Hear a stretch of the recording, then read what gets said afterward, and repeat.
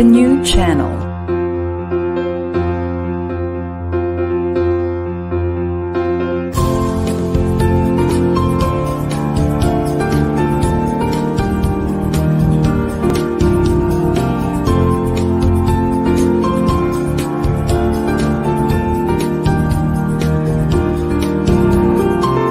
The new channel. Hashtag TNCNow.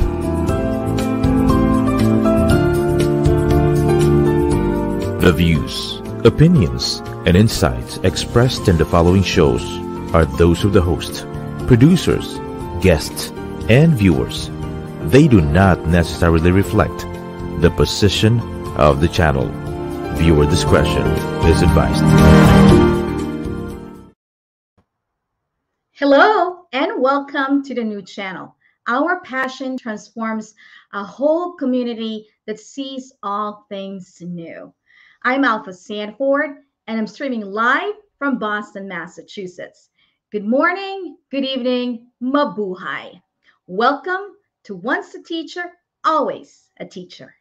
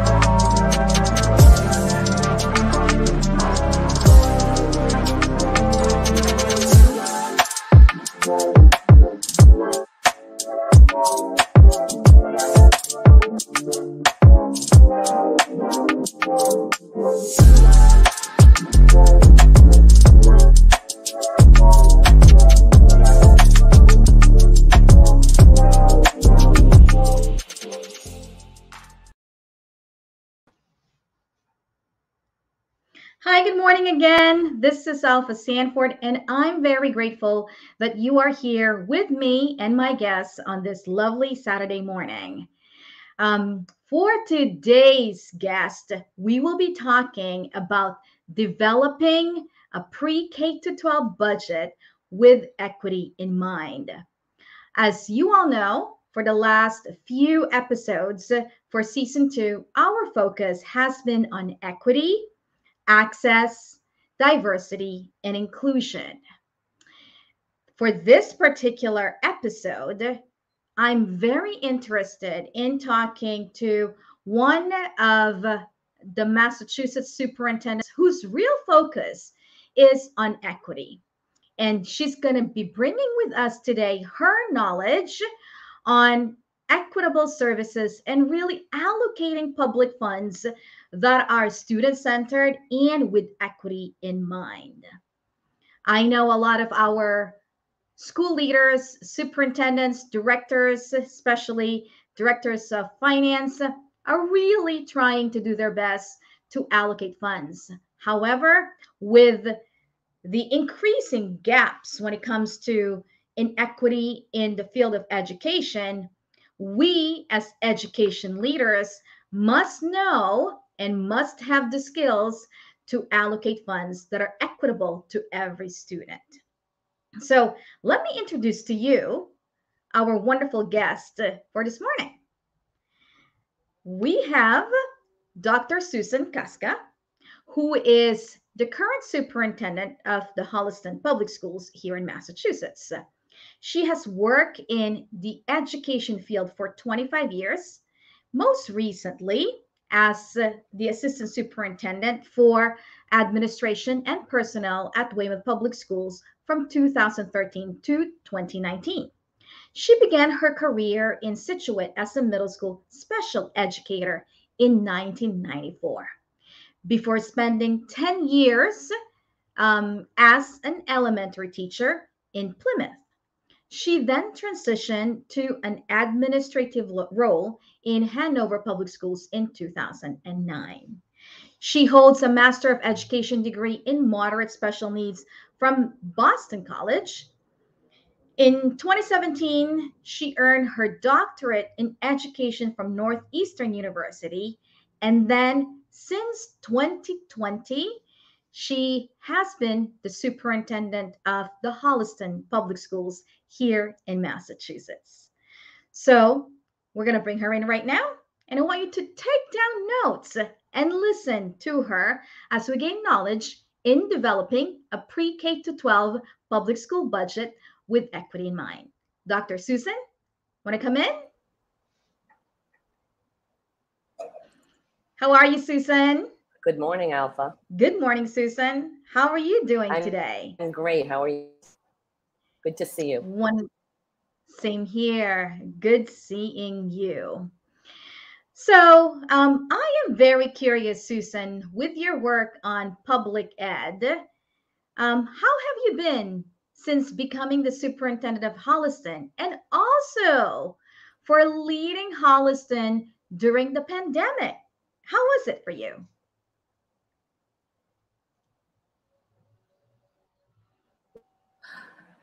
Well, it's like a roller coaster ride that I wanted to get off of, quite honestly. It's been quite a whirlwind, but not without things as well. I mean, I started July 6th of 2020 and had about 2 weeks to come up with a plan to reopen schools in the district where I had not developed any relationships with staff. And now who am I to come in and tell them what to do, right? But it was a short turnover. So I put together committees, we got input, and then we wrote the opening plan on July 28th and 29th, presented it in front of, I think, 1,500 parents watching to find out what was going to happen to their children.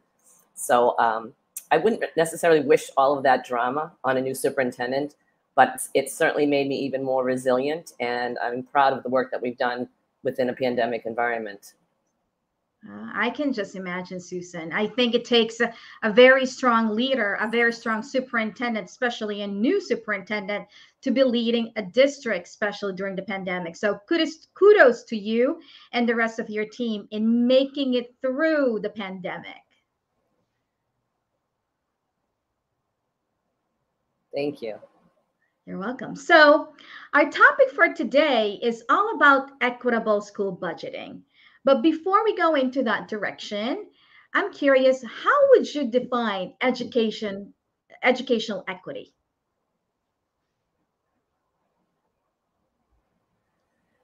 You know, I always think of the pictures when you see standing on boxes, and then, you know, when they have the child in the wheelchair, and trying to make sure that all children can have equitable opportunities for school. It's not about equal access. It's about what do individuals need to get the best education that they can. And, you know, one of the things I've strived to do is make sure in particular that our special needs students and our ELL populations, particularly during the pandemic, because that brings up even more challenges for some of our dual language children as well as our special needs children. Not only were they dealing with remote, hybrid, full in-person for our K population, but in addition now add learning disabilities and or language barriers as well. So I really was trying to think of what can we do better, particularly for these populations that are more marginalized, and make sure we have as much access as possible. Well, I wasn't able to bring all students back to school 5 days a week during the pandemic. We actually offered K-3 students, pre-K to 3, 5 days a week in-person learning from day one of 2020. So that was something that almost no districts were able to do. We took over a wing in our middle school, and we brought our pre-K2 population, one wing of students over there. And, you know, that was something that I was really proud about, that every child had a teacher in front of them in person, pre-K to 2, 5 days a week. And then our hybrid model, although they were in person and half and half, they always had a teacher 5 days a week, all day long. So we did something pretty dramatic, and pretty impressive. So even though our children still suffered, I feel like they didn't see the setbacks as much as some of the districts that were only doing 4 days a week or 2 days with the teacher. Everybody did it very different. We were all learning. This was all new to all of us. But I really tried to think of if I could get all of my special needs, high needs students in as our pre-K 3 population, at least that was a great start for everybody. Susan, that's so impressive, especially, you know, as a superintendent, you're really thinking about our students with special needs, and also our multilingual learners, and you prioritize them and you put them in front of a teacher. I can just imagine in terms of the social emotional supports that they got from the teachers during the pandemic. So very impressive.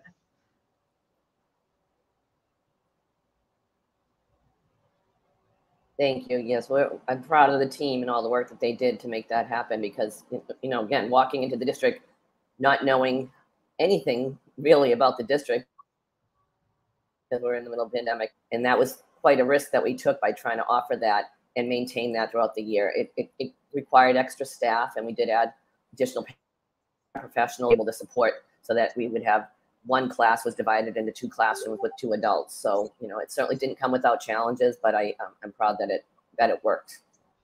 That's right.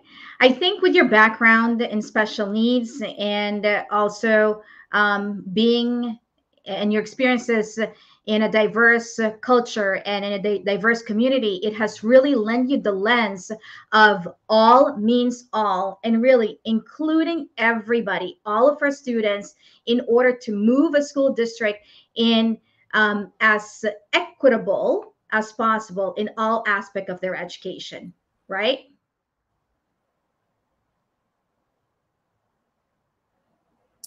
Agreed. I know your background as well in special ed. You and I have had many conversations in the past about how important it is to try to keep that lens. And while my intent was to have been an elementary teacher in the beginning, my first position, as you noted, was as a special educator at the middle school level. I had not intended to teach middle school. I had gotten my moderate special needs training thinking that it would help me in the general ed classroom, which it did. But I have to say, the 5 years that I did in Scituate were incredibly valuable to set off my career. It forced me into the lens of looking at the individual student. And I think sometimes when you don't have that special ed background, you start with looking at the whole population. And that's a little bit more challenging to try to learn that aspect. So I applaud and encourage all teachers to get dual certification, regardless of what you're teaching, to have that special needs licensure as well. And that training is really incredibly critical to our students and helping them to learn in more meaningful ways. I love it, Susan. You just embodied what, the IEP and the I on the IEP is. It's really looking at the students on an individual basis. That's wonderful. And I love how you are encouraging, the new teachers and individuals who are considering to be in public ed or in education to really have the background on special education. Yeah. So I'm wondering. Yes, and obviously the training that are a lot. Oh, sorry. Oh, go ahead. Yeah. I know we have a little bit of a lag, but continue on. I was just. Yes, that delay. I apologize. Unfortunately, my location, I think it's challenging sometimes. Yes, I find the training that you do with special education is very applicable to our ELL population as well. When I redid my SEI endorsement, I felt like everything I had learned as a special educator were the exact skills and strategies they were teaching us in those classes as well. Yeah, it's beautiful. So was there ever a moment in your education leadership journey when you realized equity is truly, truly a priority? And can you tell us about that, please? And why was it very important, or it still is very important?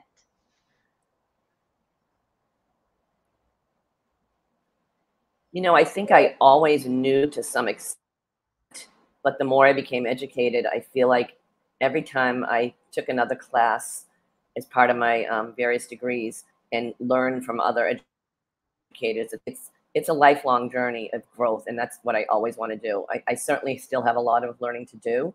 I really feel like when I switched, and I was taking my social justice courses in my doctoral program, even though I was trying all along to provide equitable opportunities for students, I don't think it really clicked as much until I sat in that class and heard from a variety of different, just different people from all over the world. The program at Northeastern brought people together from, because a lot of it was, through Blackboard Connect. It wasn't in person except for 2 weeks out of the program. So you were connecting with people all over, in essence, and in particular all over the United States. So hearing stories from different people and what they had been through, I think really helped me to develop the lens. And then, of course, add this pandemic and all of the things we've seen in the political climate. I don't know how you can't be living under a rock and not see that this somehow.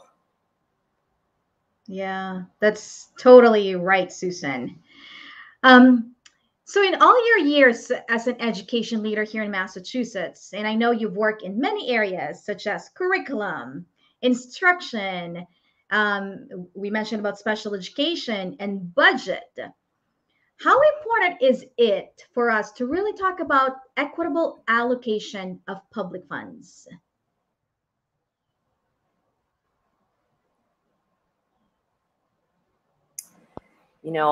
Holliston is a great community and a great school system, but I still think we can even do better. Prior to me, the principals had shared with me their budget experience, and they were asked every year to put together, what are the strategic initiatives? What would you like to have? And here we are in a pandemic, and it was the list that we were putting together sometimes was a real wish list, and it was every school's wish list. So I had to kind of change that. What are we looking for pre-K-12?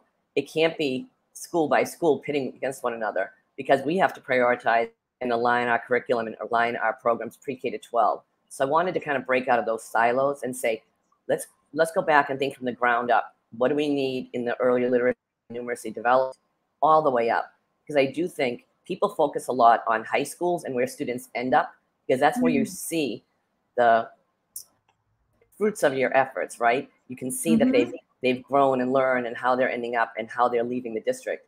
But if you don't put the priorities into the early years, then the end is not going to be as strong as well. And I also think we don't focus enough on what happens 5 years after they leave the school system or 10 years later.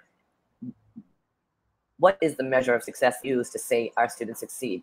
It can't be about how many AP courses they take or how many tests they pass and what college they get into. Did they graduate from college? Did they get a career? We don't put that long-term lens into our budgeting process and see if we're actually reaping the benefits of where we started. So one of the things that really stood out to me was that we were one of, I think, 31 school districts when I started in 2020 in the state still not funding full-day kindergarten. And that really surprised me, because we're a fairly affluent community, and I couldn't understand why we were in that minority of districts, because, as you know, pre-K and kindergarten development, those early literacy and numeracy skills, we've got to start making sure our kids get a jump start in the early years. So 10% of our student population in kindergarten was entering and only attending full day K. Half day by choice or financially. So when I asked why that was happening, I was told, well, the parents can afford to pay for it. And I said, are you sure they can afford to pay for it? They're paying for it. Does that mean they can actually afford it? So I surveyed my community, the kindergarten community, and asked parents, it was August of this past year, what do we need to do to help you? Are you struggling to pay for this extra fee for your students? And if it were free, would you attend if you're now half day? Well, it turned out, I believe it was about 50 to 60% said they were struggling to some extent to pay for it. And then, of course, a small percentage couldn't afford it at all. So right there from the get-go, we were setting off inequity for our youngest learners, our most vulnerable learners. I took a creative approach 2 weeks before school started, and I thought, what can I get from the community right now? I can't get it into my budget. It was $600,000 right then I would need to give back to the families. So what I did is I met with my town leaders and my select board, and I asked them if they would give me some ARPA funds. As you know, we got one-time funds from the government. The community got one-time funds as well. So I got the town to agree to give us first year. They funded it fully through ARPA.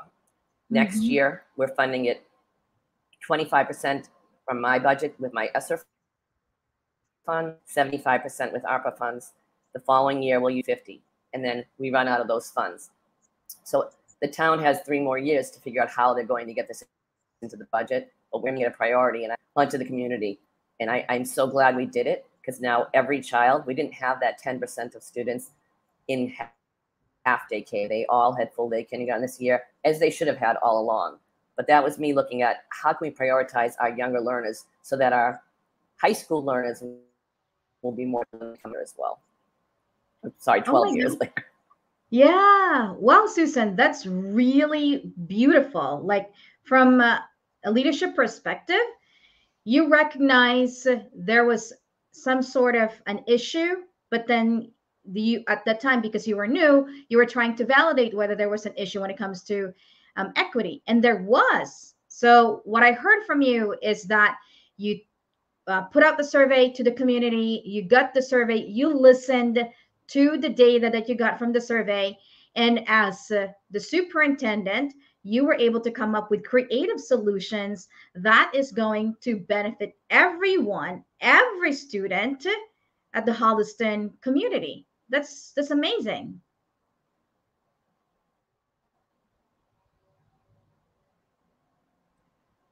Yes, I think creativity goes a long way. Additionally, I couldn't get any new positions in the budget because, you know, a lot of districts were using their ESSER funds and sometimes ARPA funds to fund new positions, but that's not sustainable over time. So, you know, worry about adding positions and then having to cut them in 2 years or 3 years later. But one position I did stand by because of COVID, most districts are trying to fund a DEI director of some sort. I actually, because I saw the trauma that students were undergoing, you know, being in hybrid or remote, what I did is I asked the school committee to consider a person that would be an SEL director. And I said, I'll do it over 2 years.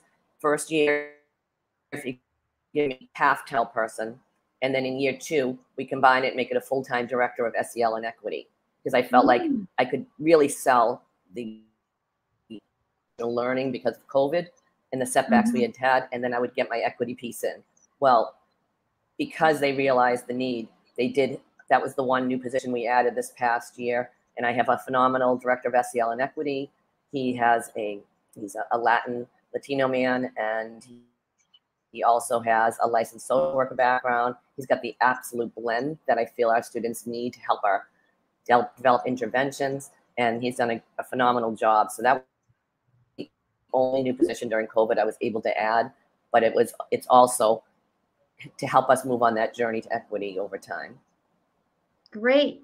Susan, I feel like in those 2 examples that you gave, one of the things that I was able to get from you is that in allocating funds with equity in mind, especially, you know, to districts that may not have the resources from the get-go, you thought of the process of going through like first year of budgeting and then mapping it out to 3 years, or in your SEL and DEI position, you map it out so that on the very first year, the focus will be again student-centered around SEL, and then on the second year, you will combine it. But you budgeted and you allocated these funds so that it's going to gradually get to where you want to go, and at the same time still looking out for the true needs of the community. Am I getting it correctly in terms of how, you know, your thought process went through in terms of allocating funds with equity in mind? Yes, because with COVID, as you know, people were worried about our districts going to have enough money to do what they need to do. So people were hesitant to then jump on the board of a new position, right? So that year, wonderful that the school committee did support me to put it in the first year so that I had that full-time position, because now he's had a full year to start work. He's doing a lot of work with PBIS, and also we actually have new curriculum coordinators coming on board for next year. So he'll be working directly with them, looking at our resources and our curriculum to see how we can embed better resources to make sure that have a lens on equity within our curriculum as well. So I'm excited for the next 5 years, to be honest with you.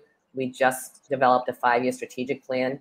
So everything that I'm talking about, we embedded in that strategic plan as well. So I would encourage people, when you're starting a new strategic plan, some districts do 3 years. I chose to do 5 because I wanted to have a long-term sustainable journey with clear endpoints in place. And what we did is equity is embedded in my entire strategic plan, which is it's currently on the website, a draft version, but the final version will be up soon. And what we did is I invited the town administrator to join us in the committee. We had 21 people. I also invited the select board chair. I had 2 school committee members. I had 3 or 4 teachers. I had my 4 principals and my central office leaders. I had a couple of parents and a couple of high school students as well. So really trying to have a broad community approach. And we developed what I feel is a really rigorous strategic plan. But that's where I feel like I'm going to get the buy-in. We started with a survey on that as well, and 1,300 people responded to that survey. That survey told me what people were concerned about and what the community wanted. So that helped us kind of define our objectives and our strategic initiatives. But I really, one thing that I don't think I've heard of before is having your town administrator and select board chair on that committee, because if they're part of our 5-year strategic initiatives and they say that they're supporting work and they wrote it with us, well, show me the money. Yes. Support us by showing us if we can do this for the budget as well. So that buy-in is really important. And I'm really excited that they did take that journey with us, and that hopefully that will help us kickstart if we do have budgetary requests for next year that we need to support the work on your strategic plan. I'm hoping that they remember that they were instrumental in part of that journey with us. That's great.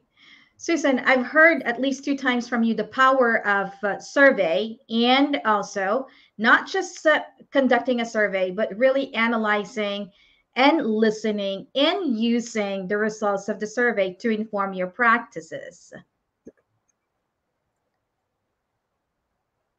That's pretty good.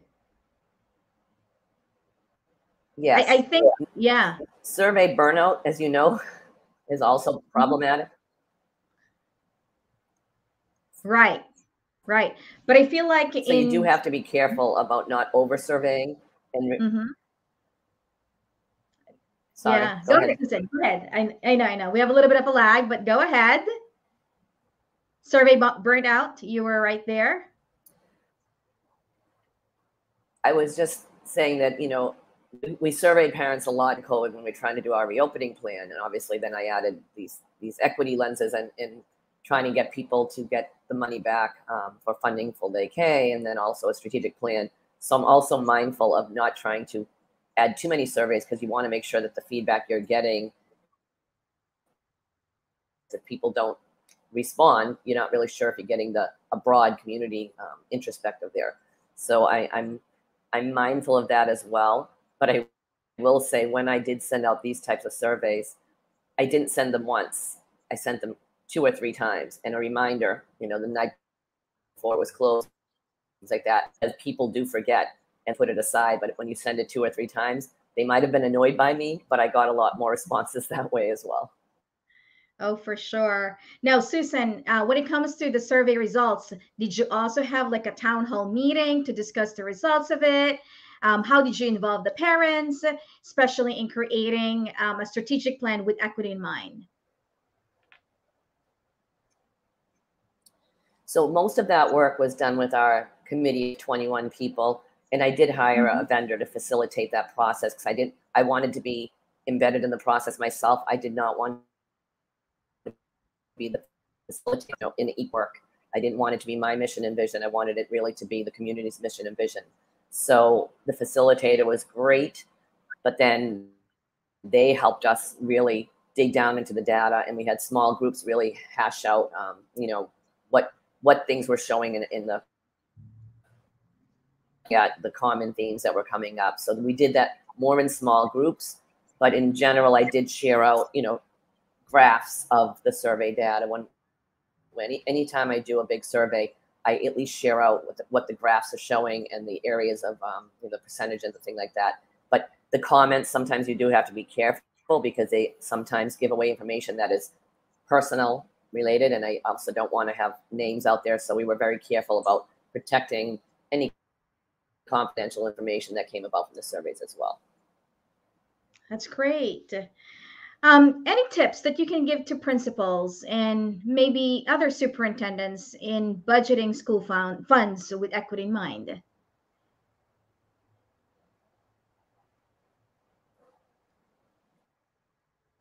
Really just trying to understand your audience and what the global community wants, and not trying to focus on the minute details. You have to kind of look with a wide lens and then dig down into what the true needs are.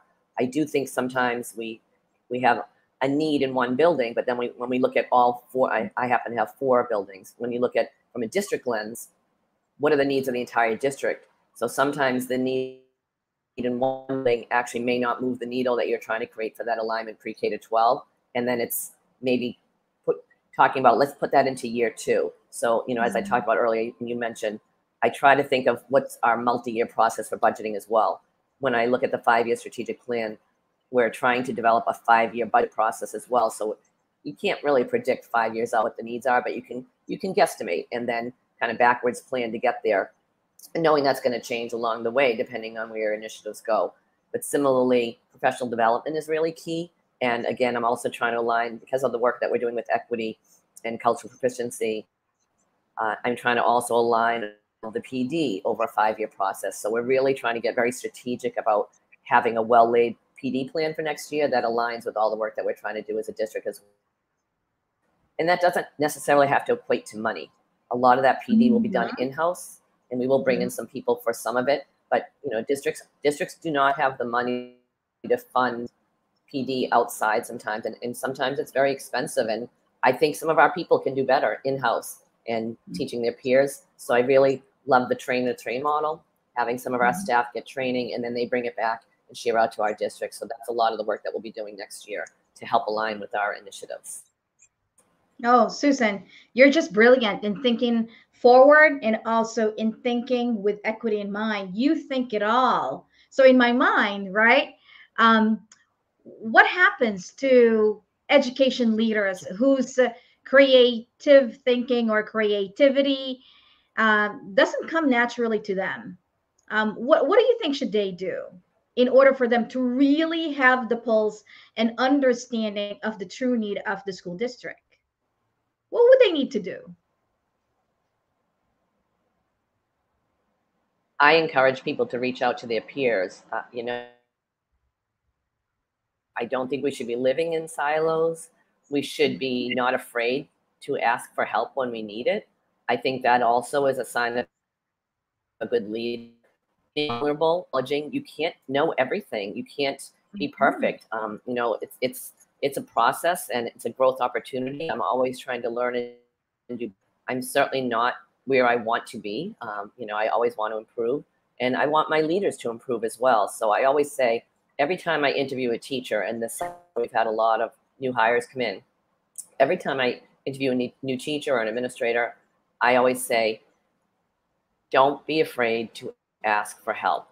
If it's not working, come to me even. I know that they don't always want to approach the superintendent when you're a new teacher to a district, but I always say, if it's not working, please don't sit there in silence and suffer, because you're not going to grow that way. Acknowledge that you need help. Ask your teacher leaders in your departments, and don't ask for help from the administrator. So I really try to encourage that, so they're not afraid to ask for help. And the same with my administrators. It's okay not to have the answer. It's not okay to sit there and do nothing about it. Oh, thank you for those reminders, Susan. I find that especially in leadership, there is this quote that something to that extent that leadership is lonely. But what I'm hearing from you is, you don't have to be lonely as a teacher, as a leader. There is a network out there that you can get help and be out there and seek help if you need help. That's wonderful. That's a great reminder. Thank you, Susan. You're welcome. All right. So I think we're going to take a pause for a few minutes. And when we come back, I'd love to hear from Susan, her thoughts from a national level, why equity is, especially in school funding, an equity issue. So folks, why don't we take a few minutes, and then when we come back, we'll hear from Dr. Susan Kustka, the Holliston Public Schools Superintendent here in Massachusetts, her thoughts and opinions on the national level when it comes to equity issues. I'll see you in a bit.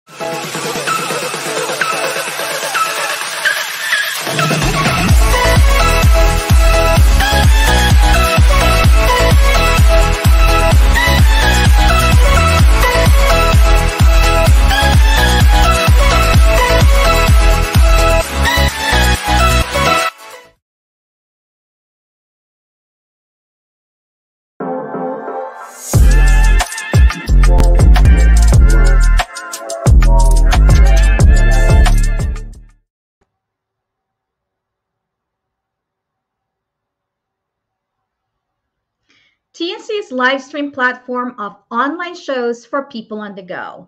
Please watch all our shows as seen on the screen. Imagine having your own show, your own playlist, your own contest, but we make it easier for you. TNC aims to transform the lives of our viewers through engaging, authentic, and original content. Our vision is to become a global 24/7 live stream channel that showcases Filipino talent, global influencers, cultural intelligence, and ingenuity. Please continue to support and to watch Once a Teacher, Always a Teacher on selected Saturdays, 10:30 a.m. Eastern Standard Time and 10:30 p.m. Philippines or Manila time. You can also watch us live or on replay via Facebook or YouTube. You can also follow us on IG, listen to us on Spotify and Apple Podcasts. Just search hashtag TNCNow. For sponsorships, please email now@thenewchannel.com or send us a DM. Enjoy these life-changing shows because we made them for you. All right, folks, welcome back. I'm hoping that you are learning a lot from Dr. Susan Kustka, the superintendent of Holliston Public Schools here in Massachusetts. Just listening from her makes me really think about how creative, and I appreciate the wisdom of Susan. So right now, let's bring her back in because I am interested in hearing from her regarding her thoughts at the national level about the equity issue. Susan. All right. Welcome back, Susan. Good to see you again. Yes. All righty. So we were talking about at the national level. Why is equity in public school funds an issue? And what do you think is happening, again, at a national level that is making it so inequitable to see one district spend a certain amount of money and some others don't necessarily have them?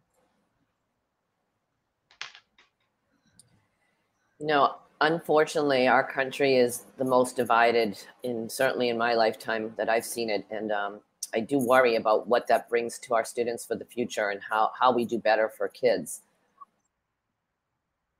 I do feel fortunate in Massachusetts that we are pretty united in the work that we need to do as superintendents, and we don't have as divisive of a population here.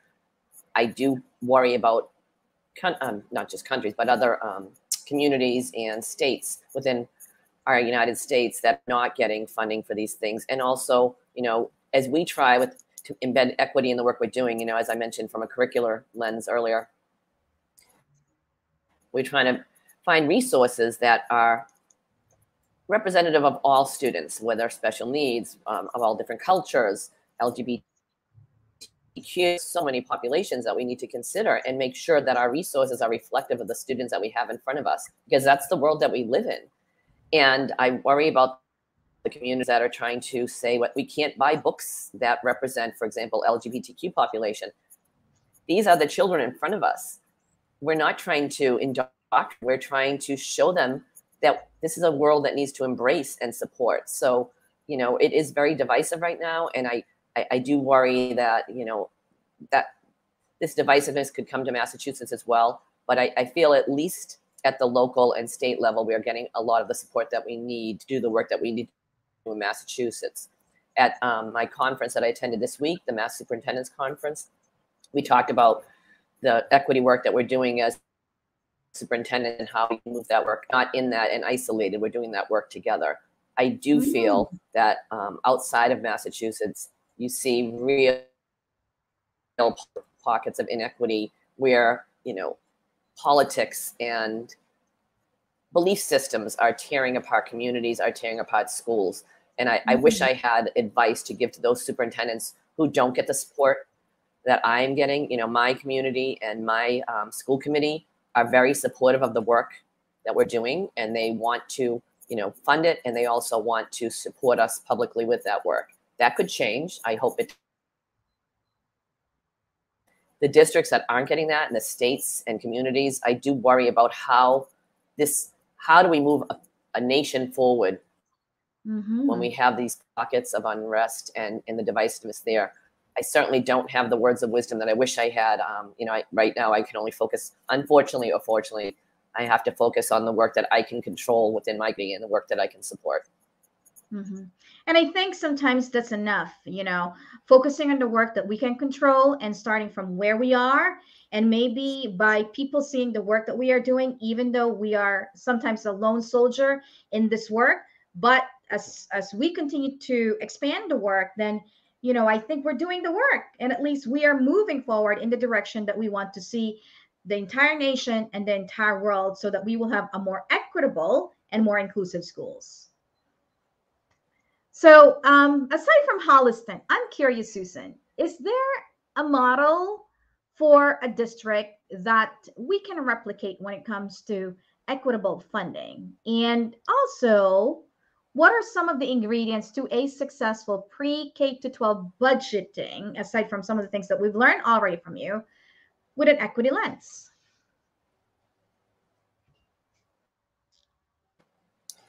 Well, outside of your normal budget, obviously we have constraints we are a public school community and we have constraints, and taxpayers fund our school budget. However, I have been very fortunate that my new director of SEL and equity, as well as I have a new assistant superintendent for curriculum and instruction this year. And I also just this will be her first year, I have a new director of student services as well. So bringing these new creative lenses into the district also helps me think of how we can do better. They have been incredibly mindful of seeking any grant funds that and almost all of the grants that we've gotten are literally being used to bring more equity work into the district. So my existing budget may not support all of that, but I'm using every grant dollar that I can to bring in equity work, to bring in social emotional learning work. I mentioned we're training, bullying training, all of those are coming to the district through grant funds. So I would encourage people to really look outside of your school budget as well and see if there are other opportunities. With all of the physical safety of schools in mind, with what happened in Uvalde, Texas, and all these other places recently, people realize that we need to put money towards having safe and supportive schools. So some of that is about the physical environment. And then I capitalize on that and say, what can I use for the social emotional learning environment? And they go hand in hand. So we also have a safety committee, and I've expanded the safety committee because then we make recommendations as a team as to what we should be doing with these funds as well, or what we need to try to, if I can't use grant funds, then having a lens from the whole safety committee together that we are all bringing forth, whether it's recommended training or putting cameras in schools. And then that united lens, it helps me leverage things, because if you're hearing it just from traction that I need, but when I'm saying the entire committee has vetted these resources or vetted this work that we need to do, and that just helps me leverage what I need to do to get the funding that I have to have for some of the things that we need to move forward with. It's really been helpful having some new people come join me in this work with me. I also really think it's important that people, if they don't agree with me, I always say, I want you to challenge me. Publicly, I hope we agree, right? But behind closed doors, I always say, let's talk about, is this something we should be spending money on or not? And then we work that out behind closed doors, and then we have a united front so that we can go and do the meaningful work. I love it. Yeah. Two things that I took away from that, Susan, is that one, you've been lucky to have all of these great thinkers around you. You surround with new people who have expertise in certain aspect. And then number two, I heard in terms of being, a go-getter when it comes to grants and being always on the lookout for some grants.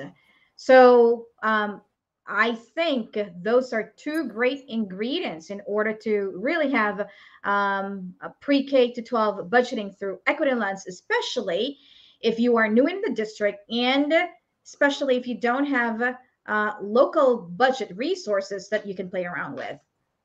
That's wonderful.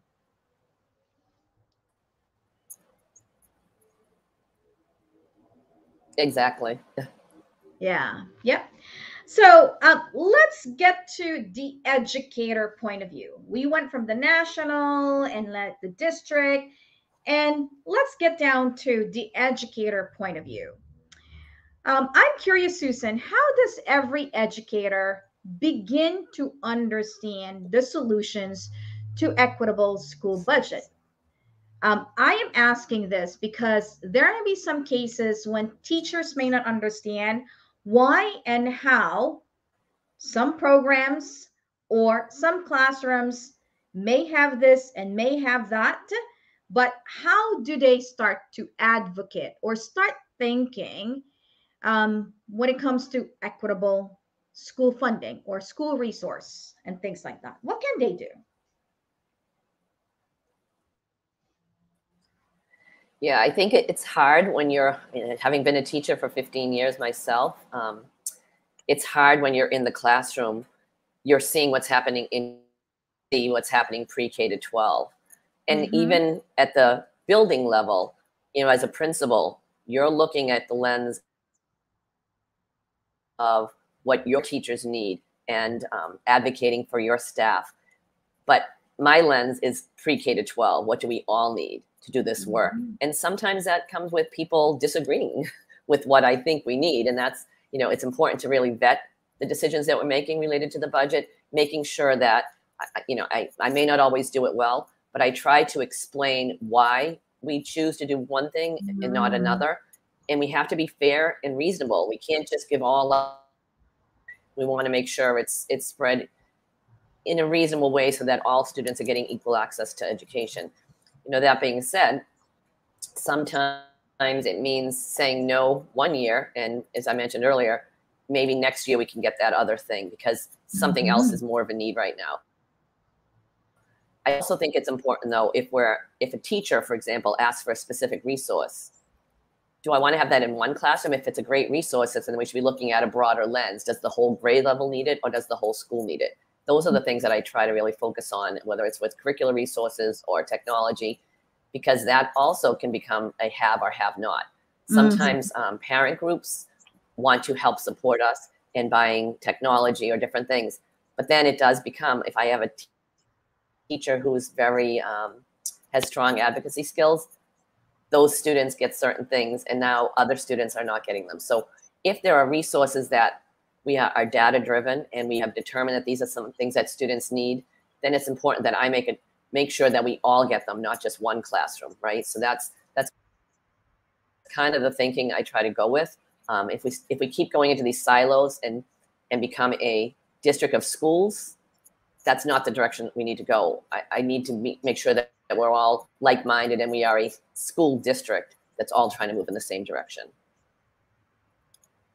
Okay, I just want to emphasize to our viewers, Susan, that in that 2 minutes or so that you shared your thoughts about teachers' point of view, they need to go back to what you had mentioned because you gave lots of great wisdom in that 2 or 3 minutes answer that you had.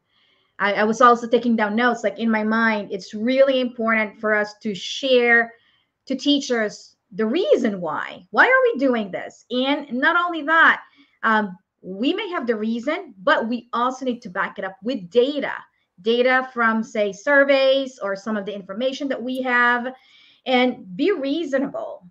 And is it fair, right? Always go back to the question, is it fair? Are we really looking out for all the needs of the students? So teachers, school leaders, everyone who is watching or will watch this later on, make sure that you take down notes in terms of what Dr. Kustka just mentioned a few minutes ago. So with that, Susan, any last words or any inspirational message to aspiring superintendents or aspiring education leaders on the issue of equity?